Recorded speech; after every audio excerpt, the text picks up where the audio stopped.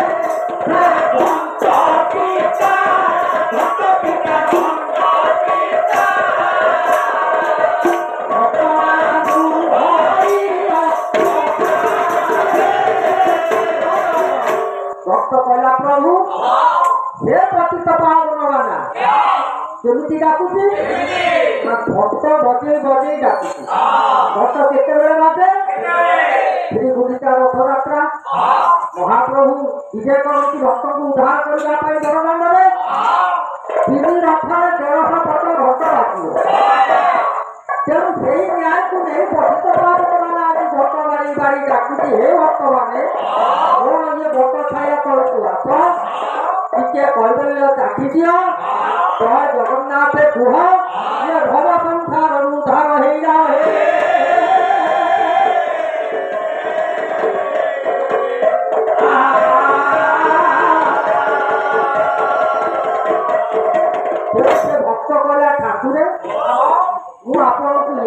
ଭାବୁଛି ଆପଣ ନୀଳଚକ୍ର ଚୂଳରେ ଯୋଉ ପତାକା ଉଡ଼େଇଛନ୍ତି ସମ ଦୃଷ୍ଟିରେ ଭକ୍ତମାନଙ୍କୁ ଦେଖିବା ପାଇଁ।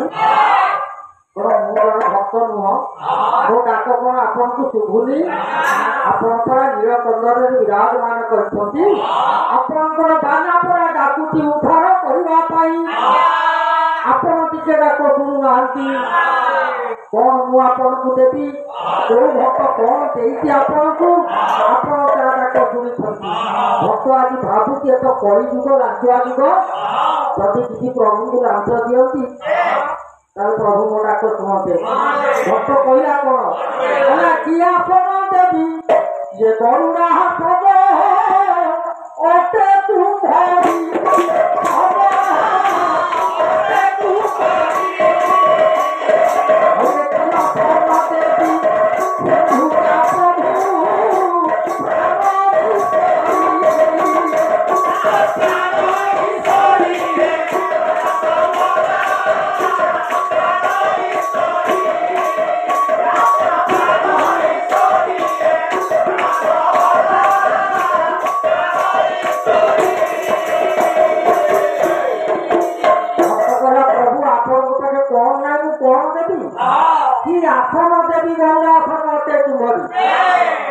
ମନରେ ଭାବୁଛି ଗୋଟେ ଭଲ ଆସନ ଯଦି କରିକି ଦିଅନ୍ତି ଆପଣଙ୍କୁ, ଆପଣ ମୋ ଡାକ ଶୁଣନ୍ତେ। ପୁଣି ସେ ଭକ୍ତ ଚିନ୍ତା କଲା ସିଏ ଗୌର ଆସନରେ ବିରାଜମାନ କରୁଛନ୍ତି। ଗର୍ବ ସହିତ ବଡ ଆସନ କିଛି ମୁଁ ଦେଇପାରିବି? ମୋର ଆଶ୍ରମ ଜାତିର ବୃଥା। କି ଅସନ ଦେବି ସିନ୍ଧୁରା ପ୍ରଭୁ ପ୍ରାଣ ଈଶ୍ୱରୀ। ଇଏ ତ ଭୋଜନ ଖିଆ ଠାକୁର, ଏଇଠି କୁଣ୍ଡେରେ ଆସି ବସି ପଡ଼ିଲେ, ଆମ ମହାରାଜା ଆସିଲେ ପୁଣି ବଡ଼ ଖୋଇସାଇଲେ। ଇଏ ଏମିତି ଦିନକୁ 5 ଥର ଖାଇବେ, 9 ଥର ଦେଶ ହେବେ, 5 ଧୂପ 9 ଅବକାଶ। ଏଭଳି ରସିକ ଠାକୁର ଆଉ କୋଉଠି ନାହାନ୍ତି, କେବଳ ଓଡ଼ିଶାରେ ବସିଛନ୍ତି ନୀଳକଣ୍ଡରେ।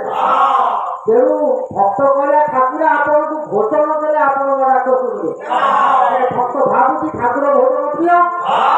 ପୁଣି ସେ ଭକ୍ତ ମନରେ ଚିନ୍ତା କଲା ସିନ୍ଧୁରା ପ୍ରଭୁ ପ୍ରାଣ ଈଶ୍ୱର। ସିନ୍ଧୁ ଅନ୍ତେ ସମୁଦ୍ର, ସମୁଦ୍ରରୁ ଜାତ ହେଉଛନ୍ତି ଲକ୍ଷ୍ମୀ। ଏ ଠାକୁର ଆପଣଙ୍କୁ ଆପଣଙ୍କର ଜାଗା 60 ପରକୁ ଅନ୍ନ ଯୋଗେଇଛନ୍ତି। ମା ଡେଲି ରାନ୍ଧିକିରି ଦଉଛନ୍ତି, ଆପଣଙ୍କୁ କି ଭୋଜନ ଦେବି? ମୁଁ ଭୋଜନ ଦେଇପାରିବି। ଭକ୍ତ ଆଉ କଣ ଦବ ବୋଲି ଭାବୁଛି। ଇଏ ବିଦ୍ୟା ପ୍ରତି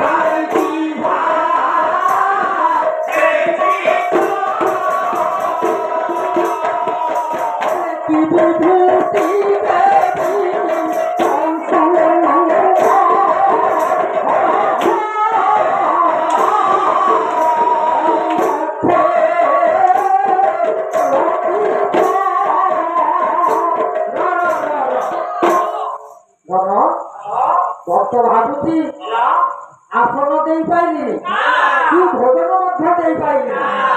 ମନରେ ଭାବୁଛି ଯଦି ପ୍ରଭୁକୁ କିଛି ବିଦ୍ୟା ଦିଅନ୍ତି ପ୍ରଭୁ ମୋ ଡାକ ଶୁଣନ୍ତି।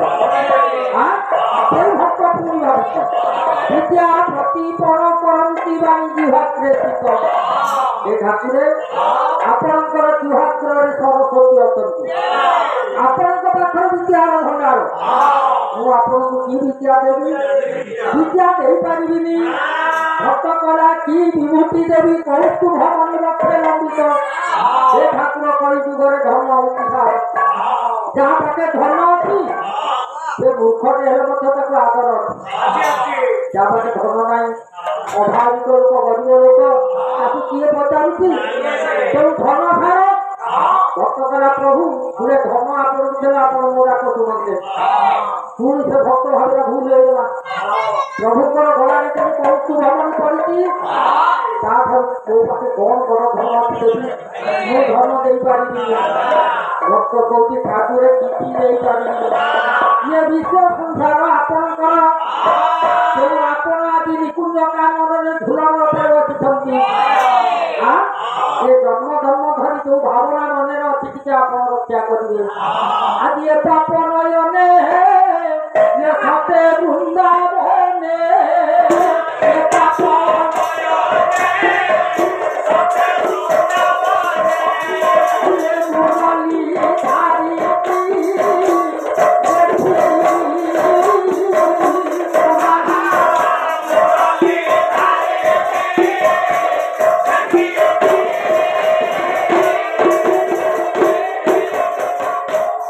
କହୁଛି ପ୍ରଭୁ ଏ ମନରେ ଗୋଟେ ଆଶା ଅଭିଳାଷ ରହୁଛି। ଜନ୍ମ ଜନ୍ମ ଧରି ଯେମିତି ଭାବରେ ରଖିଥିବ ସେ ପାପରେ ଆପଣଙ୍କୁ ଟିକେ ଦର୍ଶନ କରୁଛି। ସେମିତି ନା ଏଇ ନିକୁଞ୍ଜ କାନନରେ ଆପଣ ଝୁଲଣ ଉତ୍ସବରେ ବସିଥିବେ, ବୃନ୍ଦାବନ କୁଞ୍ଜରେ ବସିଥିବେ, ଆପଣଙ୍କୁ ମୁଁ ଦର୍ଶନ କରୁଛି। ମତେ କଣ ମୋର ଭାଗ୍ୟ ହବ? ଇଏ ଗୁରୁ କୃପା କଲେ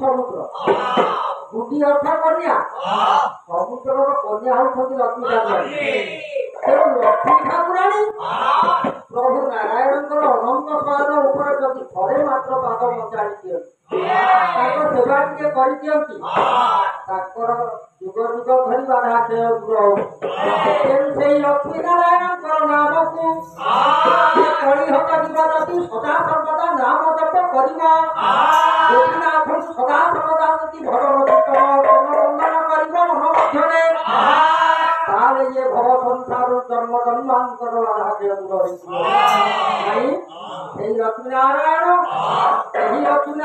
ସେହି ଗୋପୀନାଥ ଏଇ ସେକପାଟଣା ଗ୍ରାମର ଆମ ବୃଦ୍ଧବନିତା ମାନଙ୍କର ସଂକୀର୍ତ୍ତନିଆ ଭାଇ ମାନଙ୍କର ସମସ୍ତିଙ୍କର ମଙ୍ଗଳ ବିଧାନ କରନ୍ତୁ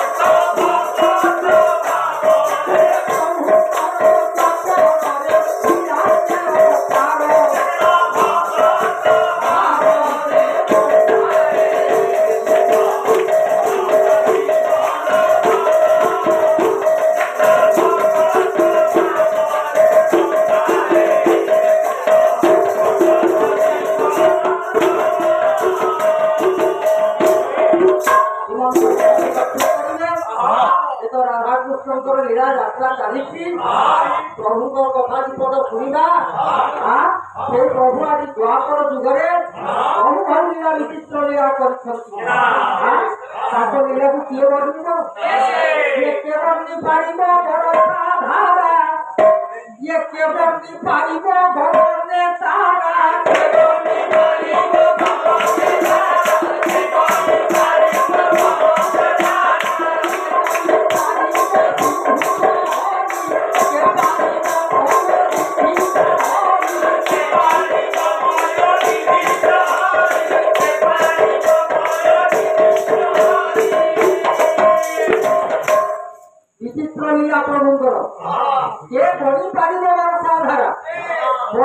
କାହାକୁ ଆମେ ମାନିପାରିବା? କିଏ ବଣି ପାରିବ ଗଗନେ ତାରା? ତାରା କେହି ବଣି ପାରିବେ? ସମୁଦ୍ର ଲହରୀ କେହି ବଣି ପାରିବେ? ସମୁଦ୍ରରେ କେହି ପହଞ୍ଚିପାରିବେ? ଆଉ ବୈଜ୍ଞାନିକ ଯୁଗ ହେଲାଣି, ସବୁ କରିଦେବେ। ତେଣୁ ତା ପ୍ରତିକୁ ଗୋଟେ ପ୍ରଭାବ ଲେଖିଲେ